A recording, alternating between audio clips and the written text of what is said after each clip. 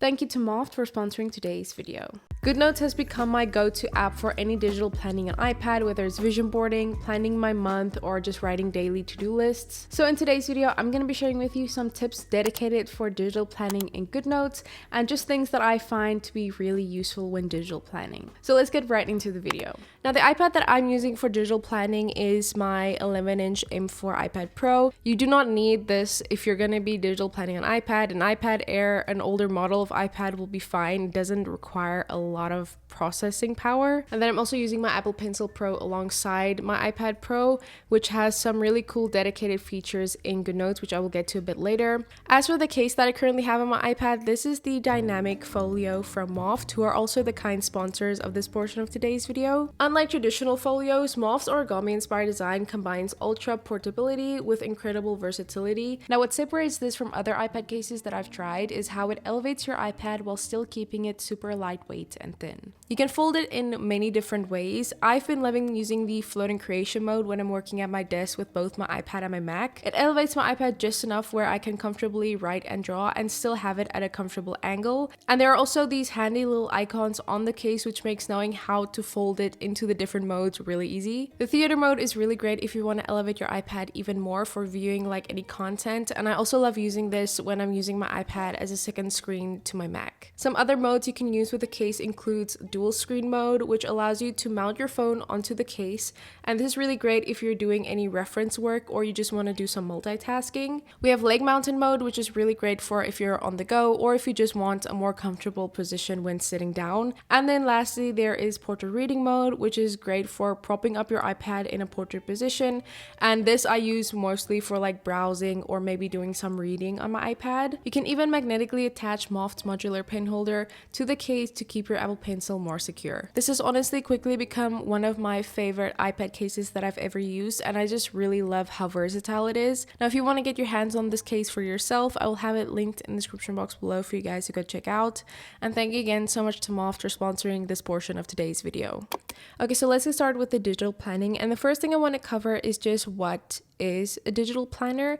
And usually when we're talking about a digital planner on iPad, it's typically a PDF document like this that has hyperlinks, so that means you can navigate to the different pages through these links, as you can see here. And we have pre-made spreads already that you can just basically fill in and do your planning in. There are many different digital planners out there. I highly recommend playing around and seeing what is out there that will work for you.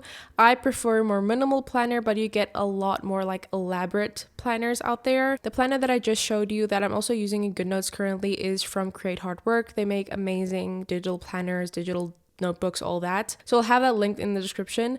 But also another creator whose digital planners I've also loved in the past is Paper and Roses.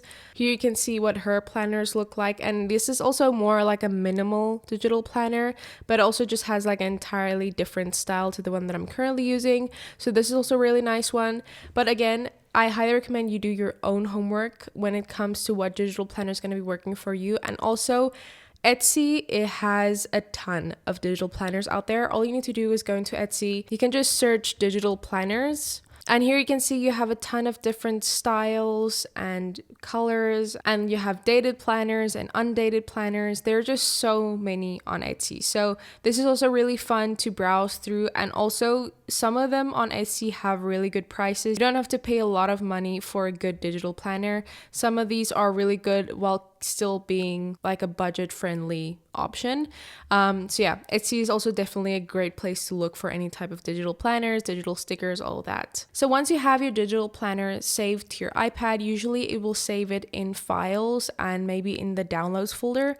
But once you have it on your iPad, how you get it into Goodnotes is you just open up the document, or you can just long press on it as well. And then you're gonna just select share, and then you're gonna open it up in Goodnotes. So here is my digital planner that I have in Goodnotes. Like I said, this is the one from Create Work, the one that I've been using all year. So for this video, I'm just gonna go through some of the tools here in Goodnotes and some tips that I have specifically for digital planning and things that I just found useful when digital planning. I have a whole beginner's guide to Goodnotes that's a bit more in depth and that I go through each tool in all detail and all that, but I'm not going to go through all that in this video. These are just some tips that I think are helpful to know that you maybe didn't know or maybe aren't as straightforward as just using the tool and how I apply it. So first off, we have the pen tool. Now, obviously, if you've been using Goodnotes for a while, you know what this is. You have 3 different types of pens, all of that.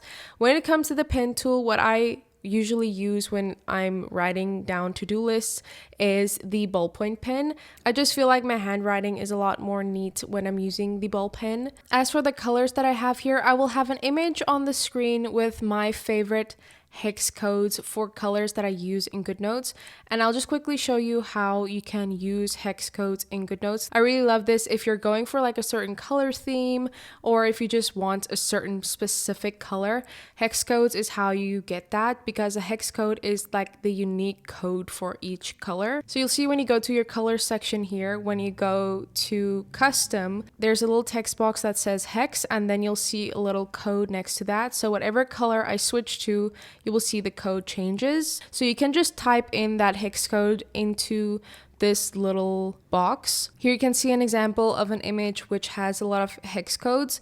Or what you can do is if you have the image saved to photos, you can also click on this little icon here, which indicates that it will scan for any text, and you can just copy that code. So I'm just going to copy and I'm just going to paste that code into that little text box. Another easier way to get certain colors is just to simply use the eyedropper tool. This might not be as accurate since you're not using the exact color code, but you'll get pretty close. I don't think you're necessarily gonna notice a difference. So I'm just gonna go here and just paste that image, and then you're just gonna go again to your color picker tool here. Here you will see you have this eyedropper tool. You're gonna click on that and you're just gonna drag it to the color that you want to pick up. So I'm just gonna click on that one, and here you can see it chose that color, and you can also see it actually did get the exact right color, and then that way you can save it like that. Way easier, I think, than doing the hex code route, but that is another option. And of course you can use the eyedropper tool for picking up colors off of like images, which is also really nice if you're going for a certain color theme. So I can just go here and pick up one of these colors, and then I have that there, and I can add it to my presets by clicking on this little option here. So those are just all really helpful things to keep note of when it comes to using different colors and saving different colors and color palettes in Goodnotes. Now, obviously here you have all your colors that you have set here as presets, so you can quickly switch between them. But if you didn't know, with the Apple Pencil Pro, they brought out the feature when you squeeze the Apple Pencil Pro, then this little palette will show up, which just shows you a preview of all your tools so you can quickly switch between them. And also here you will see your colors, and the first 3 colors that are shown here will also be shown into this palette. So that is really nice if you also just want to quickly switch to a certain color. But also when I go to palette and I hover over the pen tool, you will see you have these presets here as well. How you access those is through the pen tool here. At the bottom, you will see palette shortcuts, and you can create your own different presets. But what's different from this to say just like the color presets is the fact that you can save the type of pen, the width of the pen, and the color of the pen as a preset. So say I like to use the fountain pen in a thicker size in like a purple color, I can now save that as a preset to the palette shortcuts. So when I go here to manage palette shortcuts, I can just see all of them here. But now I can quickly switch with the palette to that, and then I can quickly switch back to my default 0.4 ball pen. So that's really helpful if you want to switch between different pen types and colors right from the palette menu. But sadly, this is only for the Apple Pencil Pro, since you need to be able to access this palette menu to use that. Now, our newer feature to Goodnotes, which we've been asking for a long time, is to be able to set the smoothness of your pen. When you go here to pen settings, you will see stroke stabilization. This is really great, especially if you want to do any precise drawings or lettering. I love to use this for lettering. As you can see here, I also love to do that every now and again in my planner. It's just fun to do like a more handwritten, hand-drawn look. But yeah, you can now set the stroke stabilization. So usually I would go for maybe like 100 or maybe a bit less, and then doing any lettering is just way easier compared to having it turned off, because then my handwriting tends to be a bit more wonky and less smooth, I guess. So yeah, that's just a really cool feature that they added in. So I just thought I'd mention that in case you missed it. So that is the pen and colors and all that. Next up, the eraser tool is pretty straightforward. I don't want to go into too much detail. You probably already know there are 3 different types of erasers. You have the precision, the standard, and the stroke eraser. Just to quickly show you the difference between the 3 and how I would use them in different scenarios. The precision eraser is obviously very precise. So if you want to be exact with what you're erasing, this is a better option than, say, the standard or the stroke eraser. I personally only like to use the standard eraser when I'm erasing highlight, since when I'm doing my planning, I do a lot of like highlighting to color code things. But say I overshot my highlight. So for instance, I want to highlight this word here, but oops, I went too far on the right hand side. I usually just use the standard eraser to just erase the highlight, since it still keeps that rounded look that we're familiar with when it comes to the highlighter tool. Because if I were to use the precision eraser, it would just erase it wherever my pen is touching the screen, so it just doesn't have that nice rounded edge. So that's the only time I ever really use the standard eraser. And then obviously the stroke eraser just erases the entire stroke. A feature with the eraser that I never mentioned, but I don't know if a lot of people know about it, is the fact that you can set whether you want the eraser to immediately switch back when you're using it back to the pen tool. So for instance, if I am writing something down in Goodnotes, if I switch to my eraser, so I'm just going to double click, when I put my pencil down to erase, obviously it's the eraser. Once I lift my pencil back up, it's going to switch back to the pen tool. I like this because a lot of times I just quickly want to erase, then I don't have to do the whole double tap thing to just switch back. It automatically just switches back for me. But this is a setting within the eraser, so it's called auto deselect. So if that's annoying to you, you can turn it off, but I personally find it really helpful. The highlighter tool, I don't really have a lot of like elaborate tips or anything for. I will just also have, like for the pen tool, all my highlighter colors that I like to use a lot in my planner. I will have all those hex codes and colors for you to get yourself. As you can see, I use the highlighter tool a lot in my planning, but yeah, it's just simply using it, nothing too special about it. As for using shapes, I usually don't use the shape tool. As you can see, it's not even here in my toolbar. I have it hidden away here, but there are some cool features when it comes to using or drawing shapes. So if you didn't know, when you have your pen tool selected, you can draw a shape and then hold, and then it will snap into a perfect shape. Mine just has like a fill inside of the shape that's kind of a lighter version of that color that it has at the outline, because I have a setting turned on when I go to pen settings, draw and hold, I have fill color turned on. Now where this can be really helpful is if you want to highlight like a certain block within your planner. Maybe if you're doing any time blocking, this could be a really nice feature. So what you can do is, I'm just going to outline this block here, hold for it to snap into a shape, and then I have that there. Now, if you undo once, so you can either undo by clicking on the undo button, or you can just use 2 fingers and double tap. Then, as you'll see, the outline is removed, but we still are left with that fill color that is a bit lighter. I'm just going to draw another shape here to make you see it a bit more clearly. So again, I'm just drawing the shape and undoing once. And then we still have that little fill color there. So again, this could be really helpful if you're doing like any time blocking. You can time block like a certain part like so, and undo once, and then that one section will just be that one color. So that's just a nice little thing you can do when it comes to shapes. If you want to do the opposite and you have fill color turned on when you need it, but sometimes you don't want to use the full color, then you can obviously just draw your shape, have it with its full color, and then you can just use the eraser with the stroke eraser setting, and then just tap in the middle, and then the full color will be removed and you'll only have the outline. So that's also an option. The next tool I want to cover is the lasso tool. Now this will be your best friend, especially if you're doing digital planning. Maybe you have a bunch of things lapping over one another, things like that. The lasso tool is really great for arranging things, moving things around, all of that. Obviously, one of the benefits of digital planning is being able to just easily move things around, and you're going to be using the lasso tool for that. So when clicking on the lasso tool, you will see you have a bunch of different types of things that you can select or deselect. So this is really helpful if you have like things overlapping one another, and you just want to be able to move certain parts. This is really handy for that. For instance, here in my April spread, I have this little block which contains some handwriting that I drew. It has some highlights, it has some text, and it also has a little sticker. So if I just want to quickly select just the handwriting and I don't want to worry about selecting everything, then I can just turn off everything except for handwriting, and then I can just select, and only the handwriting or the highlight will move around. The rest of the things will stay in place. I use this a lot just because it makes it super easy just to select whatever you want. You don't have to be precise with where you're tapping to move something around.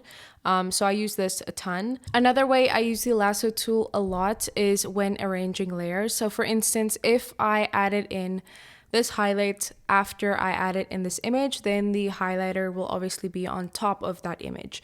Now, if I just want to quickly arrange the layer so that is behind the image, I can do that by just using the lasso tool. So I can just select the highlights and then click on these 3 dots, and then you'll see here bring to front or send to back. So I can just simply say send to back, and then that image will now be on top of the highlight. So you can use this for a variety of different things when you're adding a bunch of things over top of one another. For instance, I can even do it when I want this image on top of the other one. I can go to arrange and just send this to front, and then that will be in front of the other image.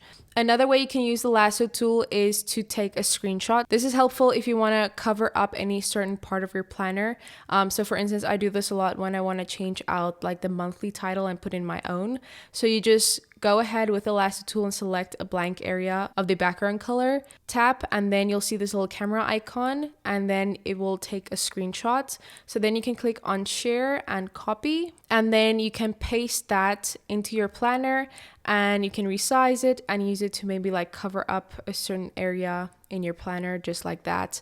And it obviously matches exactly the background. And then you can add your own little thing over top of that. You can also use this in like your weekly spreads. If you have a certain area that you want to cover up or not use or do something else with, you can also paste in like that section and then just cover up a certain section of your planner like so. So now I have this blank area that I can do whatever I want with in my planner. So that's just a really helpful thing you can do in your digital planners to make it more your own, I guess. Now you might have noticed in my planner I use a lot of text. So for instance, all of these things that are here are text. I mostly use handwriting when it comes to my daily to-do list or my weekly to-do list, because I feel like those are just more roughly drawn plans for a day that I just want to quickly get out. But for my monthly spread specifically, I like to use a lot of text when I'm adding things in. It just looks way neater, and I prefer text that look kind of like handwriting. So how I usually use text is using obviously the text tool in Goodnotes, and I use Scribble. And if you don't know what Scribble is, I have a whole dedicated video to Scribble going over all the tips and tricks and things you need to know about it. So I'm not going to go into too much detail about it, but basically Scribble just allows you to transform your handwriting into text, and it's just a really easy way to quickly write something down in Goodnotes but still have it look neat, but because it's transforming it into text. The font that I'm using here is called Cashmere Moon. I will have all the fonts that I mentioned linked in the description box below, but this is the font that I'm currently using a lot. In my previous planner, this is also from Create Hard Work, by the way, it's just their previous planners, but here I was using a font called the Handwriting Font Bundle. So it's a compilation of a bunch of fonts that look like handwriting.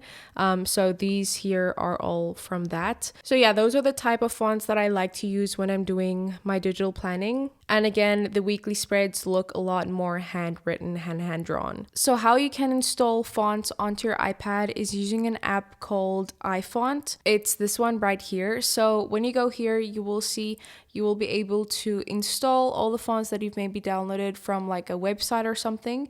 You can just share that from files. So say I want this font here, I can just share that from files into iFont, and all your fonts that you've imported, it will be here in this list. text, and you can just from here install a font by clicking on install, and it will take you through all the necessary steps. You can also directly from the iPhone app access websites like Google Fonts, which has a bunch of free fonts, or thefont.com, which also has a bunch of free fonts that I've also used in the past, that you can kind of browse and see if there are any fonts that you like. But yeah, you just use this app to install the fonts onto your iPad, and then you will be able to access them in Goodnotes as well. Here you will see, this is the one that I currently am using, the Cashmere Moon one, and you'll also see your recently used fonts here at the top.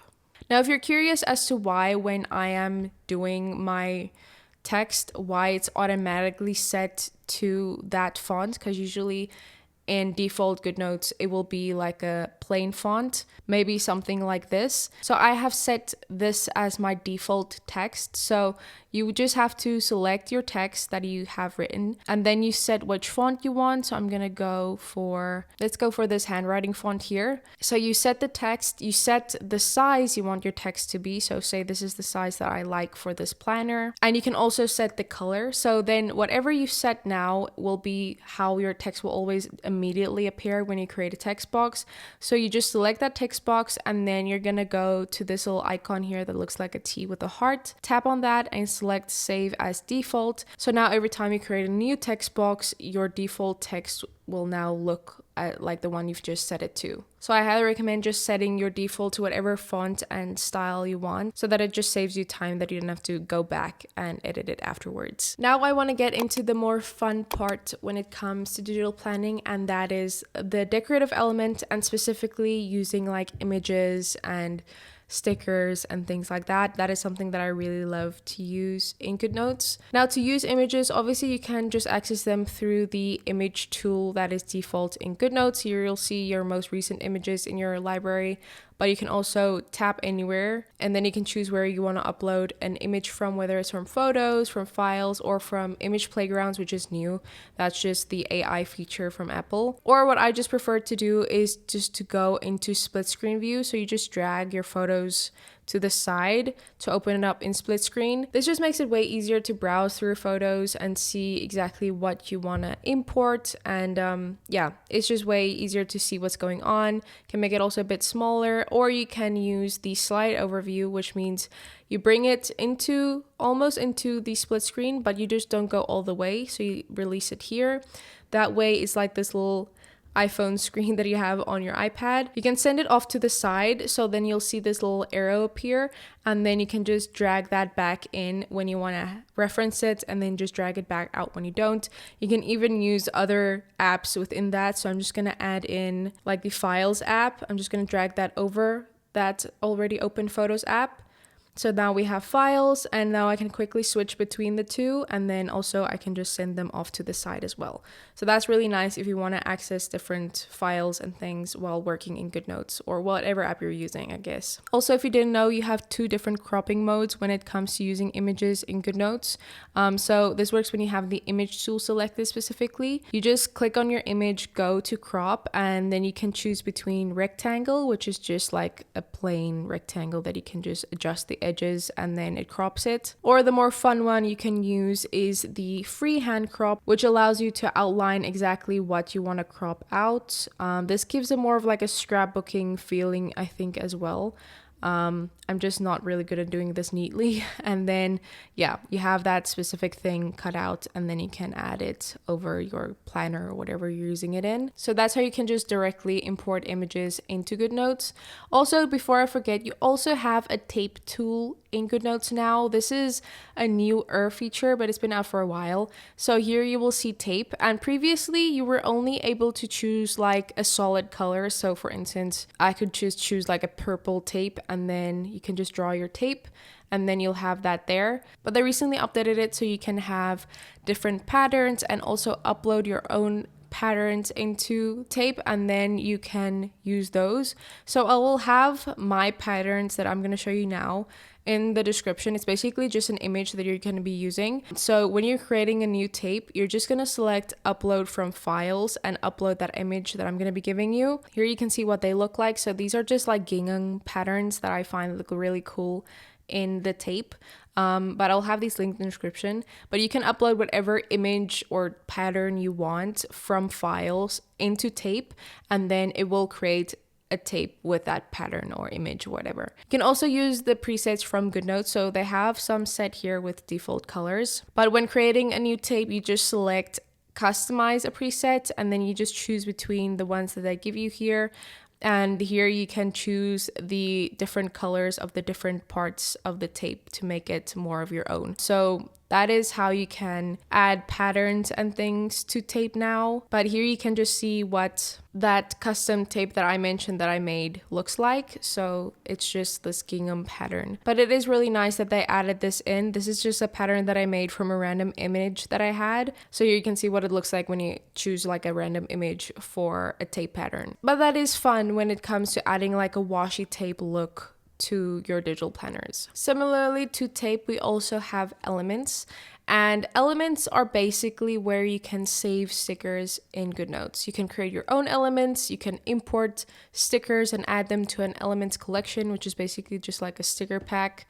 You can also go to the marketplace of Goodnotes, and there they have a bunch of different stickers and things that you can add to the elements collection, and then yeah, you have them in your Goodnotes setup. But yeah, here you can see all my different elements that I have here, my element collections. Usually when I create like a sticker pack, I will create an elements collection that you can just import directly into Goodnotes. I will show you that just in a bit.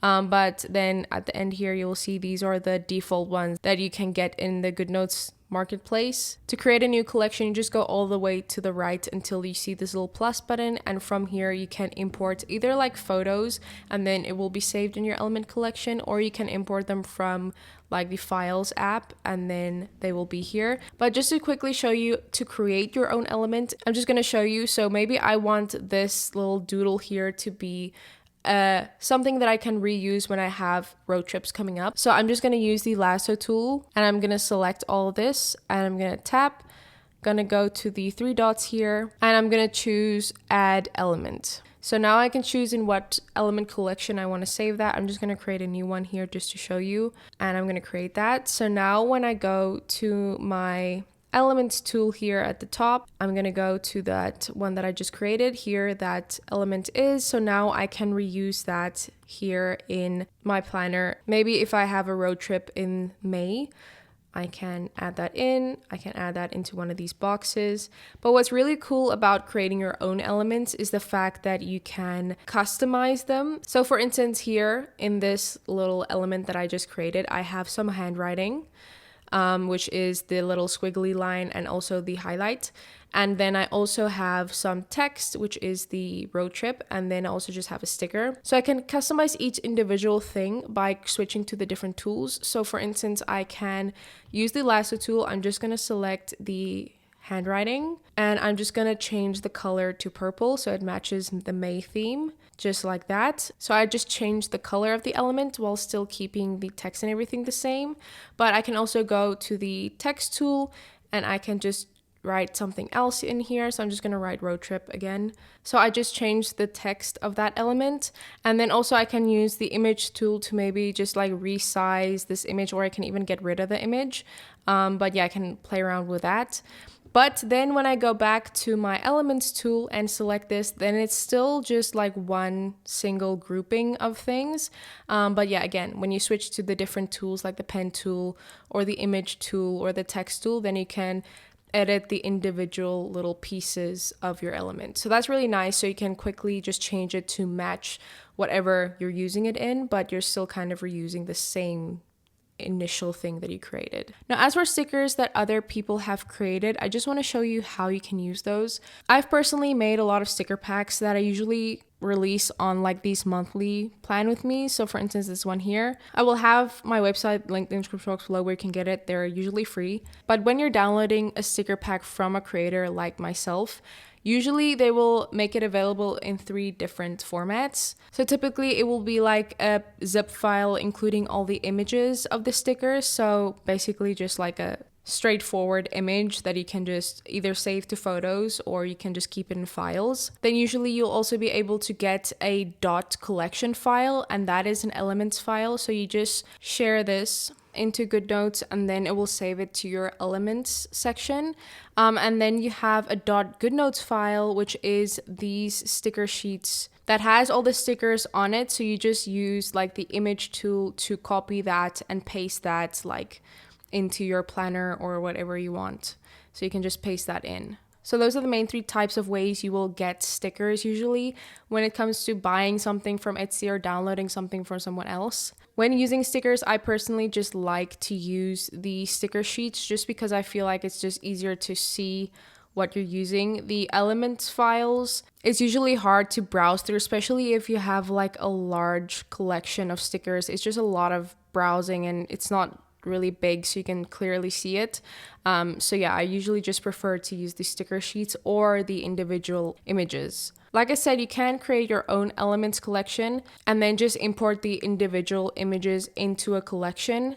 So I'm just going to go to split screen view here, and I prefer using it in split screen view because you can't really import more than one thing at a time when you're doing it straight from Goodnotes. When you click on the import from button, it allows you to just import one image and then that's imported. Whereas when you do it in the split screen view, you can select multiple files like an entire sticker pack, and then you can just drop that into Goodnotes and then they'll all be imported at the same time. So it's just way better to just do it directly from files and drag it over, because then you can do like a bulk import of a bunch of different images. Now, another way you can use stickers or make stickers is in the Procreate app. I know a lot of, or most iPad users have Procreate as well.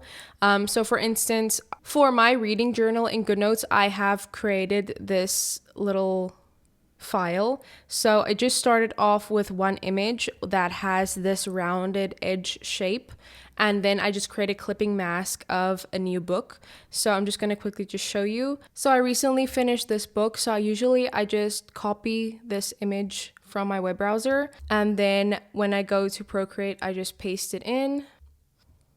And since it's already in a clipping mask, I can just fill this to the shape that I just made. So as you can see, it now also has that rounded edge that it wouldn't typically have if I just saved the image. And then I just share that as a PNG and I copy that.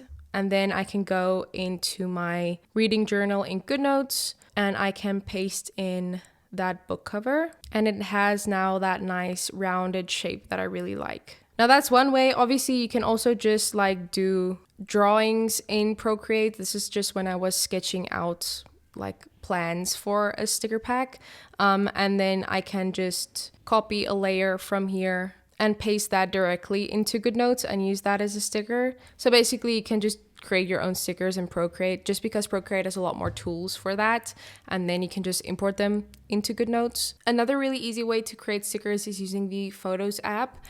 So I'm just going to go into Goodnotes and just bring photos into split screen view again. With iOS, you have the option to select the subject of an image. So for instance, I can just hold down on this and then it will select the subject of that image. Or I can also hold down on this little drink and that will be the subject.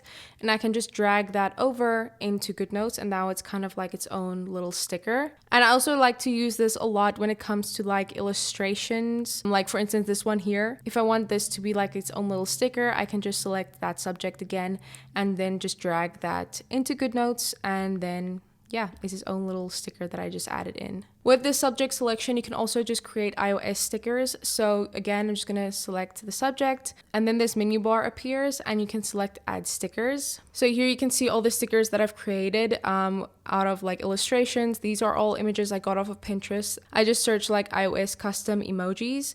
But what's really cool about using these stickers and adding them in here as opposed to just dragging it directly over into Goodnotes is the fact that you can add effects to these. So for instance, I can just hold down on this one, click on add effect, and you'll see you have different effects that you can add to the stickers to give them like a unique look. So you have like shiny stickers, you have puffy stickers that makes it look more 3D. You have comic, which gives it a comic look. And then one of my favorites is outline. It just makes it look like a sticker since it has that like white border around it. So then I can just save that and I can drag that into Goodnotes. And then it has that little style effect to it as well. You were previously able to access those stickers directly from the emoji keyboard on iPad, but that sadly is not an option anymore. As you can see, it just shows the normal emojis. So how you can actually access those stickers from your keyboard to transfer them into Goodnotes is just to like open up any other app. So for instance, I'm just going to open up the Notes app in split screen view. So you're going to tap in the Notes app and access the emoji keyboard. And here you will see you have all your stickers that I just showed you, so you can easily access them, or maybe your emojis if you want to use that. You can open up this little icon to see all the stickers, but from here then you can drag and drop them into Goodnotes. So yeah, if you were curious how to access them without having to do the whole photos thing, you can just do that from any keyboard that's outside of Goodnotes, like the Notes app. Something along the same lines of that with like the subject selection, you can also do this with images from your web browser. If you don't want to save them to photos, then do this whole subject selection thing. You can access them like in the Safari app, for instance. You can just search whatever you want. Maybe if you're on Pinterest on the web browser, it doesn't work on the app for Pinterest. Or if you just want to use just any image in your web browser, you can just then hold down on that image and then select copy subject, and then you can just paste that into Goodnotes, and then you will have that as a sticker. So yeah, if you want to do this directly just from an image off of the internet, you can do that by again holding down on that image and then selecting copy subject. And then you can paste it into Goodnotes just like that. But that's basically everything I wanted to cover. I knew the images was going to take up a big portion of this video just because there's so much to cover. But yeah, I think these are some really cool things you can apply to your digital planning. Okay, so those were all of my tips when it comes to digital planning in Goodnotes. I hope you could learn something new about digital planning and maybe just got a few tips that you maybe didn't know of before. The last 2 years of using Goodnotes for digital planning has probably been one of my most consistent methods of planning, and I've just really enjoyed learning all these new things as I go, and I'm really happy I could share it with you guys in today's video. Thank you again so much for watching. I really appreciate you guys, and I'll see you in my next video. Bye.